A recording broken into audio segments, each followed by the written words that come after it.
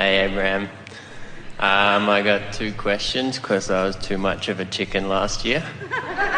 We have one answer. It's the only one we've got. Get in the vortex. My question is about dreams and dreaming. I dream a lot and have quite vivid dreams. Good. And I remember a lot of them, at least temporarily. But I have been studying this stuff a little bit, and I'm coming to grips with the fact that thought has the ability to affect our material world as we know it. Good. But I don't understand what the difference is between a dream or a subconscious thought when we're sleeping as opposed to conscious thought when we're awake. Is there a difference? Are they the same? And do they still have the same effect on matter, potentially, and our reality, regardless of our conscious state? Yes. We like the word you've chosen about, you said, I know that my thoughts affect reality. And we want to jump in there and say, not only do your thoughts affect reality, your thoughts create reality. And in the same way that what you think and feel creates the vibrational indication that you call reality, your thoughts and feelings also, your feelings are the response to, your thoughts also create the dreamscape reality as well. In other words, you are the creator of your reality and you are the creator of your dream reality. So when you understand that, then a very effective way to utilize your dream is when you awaken, and it's good that you have vivid, sometimes memory of it.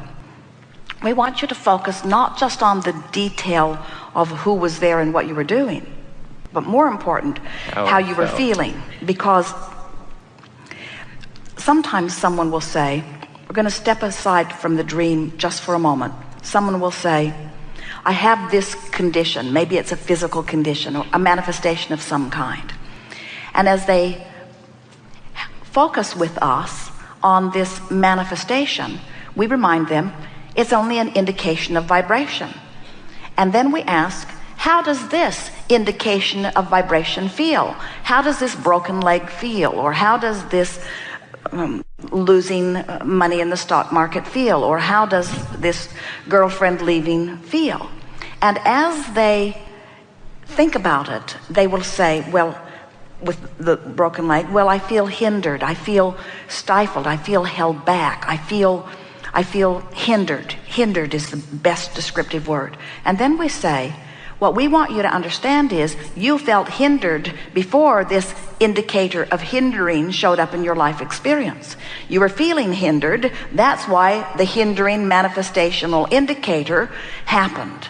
So a wonderful thing about a dream is that it's so much easier to shift your vibration from a dream reality than it is from a reality. In other words, a lot easier to recover from a dreamscape bankruptcy than a actual bankruptcy. A lot easier to recover from a broken leg that you dreamed about than from one that you actually are living. And so your dreams are wonderful because they're pointing right at what's going on vibrationally, which equals your point of attraction, which equals your future manifestation. People who have recurring dreams, if you have a dream that you've been having it and you have different versions of it, but it's about the same and it feels about the same, once it becomes a recurring dream, you're really on the brink of a manifestation that's going to be quite a bit like it, you see. Now, who's in the dream and how it plays out? It's important to understand that while you are sleeping, you reemerge, you withdraw your consciousness from this time-space reality, and you are interacting with the whole of who you are. Oh, so important. This is the easiest way to get into this. Do you accept the reality of this vibrational reality that we are talking about? Do you believe that this vortex of creation does exist and is the precursor to all things that manifest? Yes. So, as you acknowledge that there's this vortex where who you really are in your most expanded form exists, and then there's you wherever you are in relationship to it. So the out of the vortex, in the vortex analogy is a good one. It's serving us well on a lot of subjects. We want to say that if you go to sleep out of the vortex, if something's been bothering you and you're lying in bed and you're sort of fretting about it or mad about it or frustrated about it or worried about it, even though while you slumber you will reemerge into non-physical, when you wake up, if you were out of the vortex when you went to sleep, you will be out of the vortex when you wake up. If you were in the vortex when you went to sleep, you will be in the vortex when you wake up. Now, this is important in this discussion for this reason. When you have your slumber and you reemerge into non-physical, you're pure positive energy. And no matter what went on there, that's not what's happening in your dreamscape. Your dreams are a very fast interpretation by you as you re-enter the vibration of where you are. But this is the most important thing, and we've not said this before. It's really important to understand that when you've been poking around in the contrast and therefore have been bringing problems and questions into focus, the solutions and answers have been coming into focus too. And while you slumbered, you were privy to the vibration of the solution. So after having reemerged into that energy where you are interacting with the solutions and the answers to questions, during that very fast re-entry into physical experience, your dreamscape points out to you in very vivid terms the relationship between that and that. Oh, you love knowing that? That's so good. In other words, if you hadn't in your day-to-day life created that, and if you hadn't during your sleep state had access to the vibrational frequency of that, then you wouldn't dream at all. Here's another thing to say.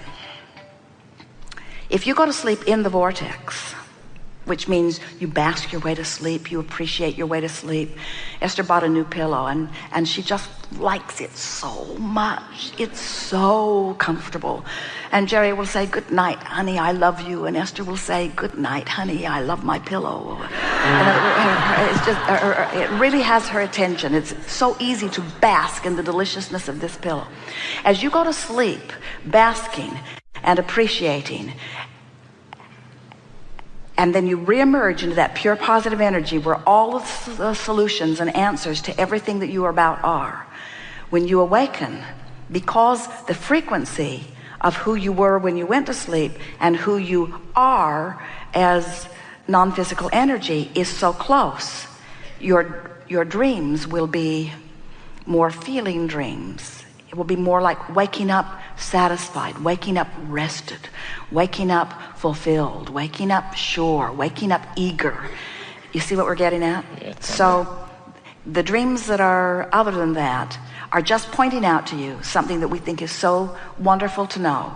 They're pointing out the vibrational diversity between who you really are and who you were when you went to sleep.